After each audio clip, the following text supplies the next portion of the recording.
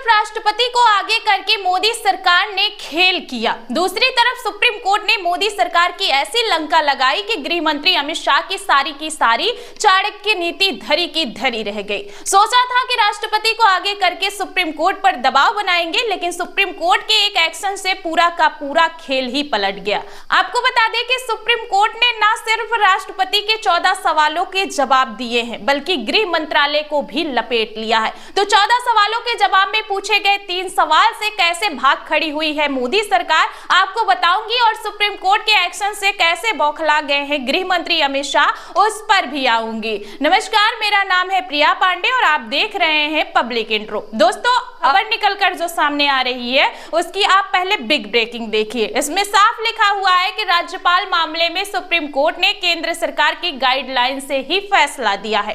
तो जहां एक तरफ कोर्ट से राष्ट्रपति ने 14 सवाल किया, वहीं सुप्रीम कोर्ट ने तगड़ा जवाब भी दिया है। आप देख सकते हैं कि किस तरीके से एक लाइन के जवाब ने ही मोदी सरकार को फुल एक्सपोज करके रख दिया है। पहले तो राष्ट्रपति को आगे किया गया, राष्ट्रपति ने सुप्रीम कोर्ट के फैसले को चैलेंज किया, 14 सवाल किए और सवालों के साथ सुप्रीम कोर्ट से राष्ट्रपति ने यहां तक पूछ लिया कि क्या सुप्रीम कोर्ट को हक है कि वह राष्ट्रपति को समय सीमा निर्धारित कर सके।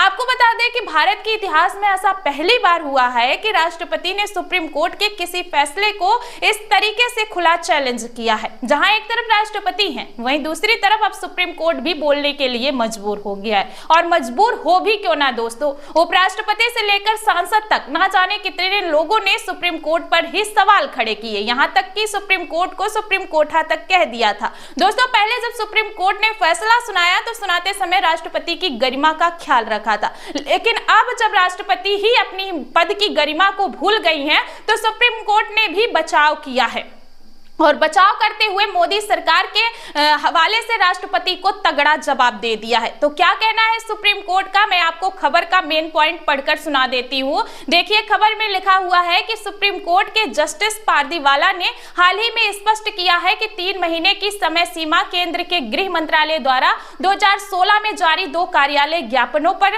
आधारित थी। इन गाइडलाइन में राष्ट्रपति के लिए विधेयकों पर निर्णय लेने की 3 महीने की समय सीमा निर्धारित की गई थी। सुप्रीम कोर्ट ने इन गाइडलाइंस को अपनाते हुए कहा है कि यह समय सीमा राज्य विधेयकों पर देरी को रोकने के लिए आवश्यक है। तो आप देख सकते हैं कि सुप्रीम कोर्ट ने एक ही झटके में मोदी सरकार को फुल एक्सपोज कर दिया है। सुप्रीम कोर्ट का कहना है कि जिस अनुच्छेद 142 का आप लोग दावा कर रहे हैं, उनका इस्तेमाल करते हुए राष्ट्रपति की समय सीमा को निर्धारित नहीं किया गया है, बल्कि राष्ट्रपति की समय सीमा को अनिर्धारित करने के लिए 2016 के मोदी सरकार के फैसले की गाइडलाइन को फॉलो किया गया है। तो राष्ट्रपति को 3 महीने के अंदर बिलों पर साइन करना होगा, और अगर वह बिलों पर साइन नहीं करना चाहते तो उन्हें कारण बताना होगा कि आखिर क्यों बिल पर साइन नहीं हुआ है, जो कि राज्य की विधानसभा से पारित हो चुके हैं। यहाँ पर मैं आपको बता दूं कि तमिलनाडु के बिल हैं, इस पर पहले तो राष्ट्रपति ने साइन नहीं किया था, फिर कारण भी नहीं बताया, और जब कारण नहीं बताया तो तमिलनाडु सरकार ने सुप्रीम कोर्ट में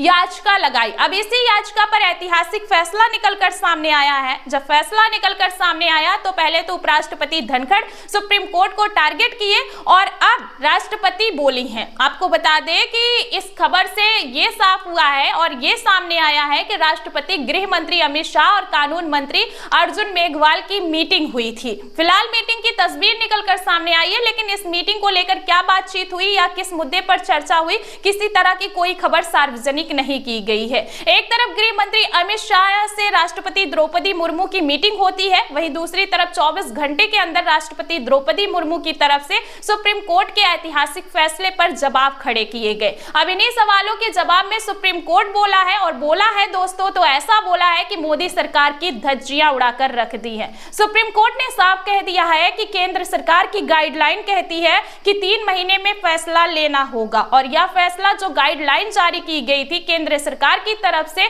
2016 में जारी की गई थी। और 2016 में किसकी सरकार थी? भारतीय भारतीय जनता पार्टी की, वो भी पूर्ण बहुमत की सरकार। गृह मंत्री राजनाथ सिंह थे। राजनाथ सिंह ने जो आदेश पारित किया था, इस आदेश के तहत सुप्रीम कोर्ट ने फैसला लिया तो दोस्तों अब हड़कंप मच गया है, बवाल खड़ा हो गया है। सुप्रीम कोर्ट के फैसले को चैलेंज किया जा रहा है। जब तक उपराष्ट्रपति जगदीप धनखड़ बोल रहे थे तब तक तो सुप्रीम कोर्ट चुप था, लेकिन जब राष्ट्रपति बोली हैं तो सुप्रीम कोर्ट भी बोलने के लिए मजबूर हो गया है, जवाब देने के लिए मजबूर हो गया है। तो दोस्तों जस्टिस पारदीवाला के जवाब से मोदी सरकार अपने ही बनाए जाल में फंस गई है और अब सुप्रीम कोर्ट के फैसले को पलटने की तैयारी पूरी कर ली गई है। देखिए हिंदुस्तान की खबर है, इसमें लिखा हुआ है कि राष्ट्रपति की आपत्ति पर बदला जा सकता है सुप्रीम कोर्ट का फैसला। क्या कहता है अनुच्छेद 143? तो आप देख सकते हैं कि पहले तो 2016 में गाइडलाइन दी थी और जब इस गाइडलाइन के तहत सुप्रीम कोर्ट ने फैसला सुना दिया तो उस फैसले को पलटने की तैयारी हो रही है।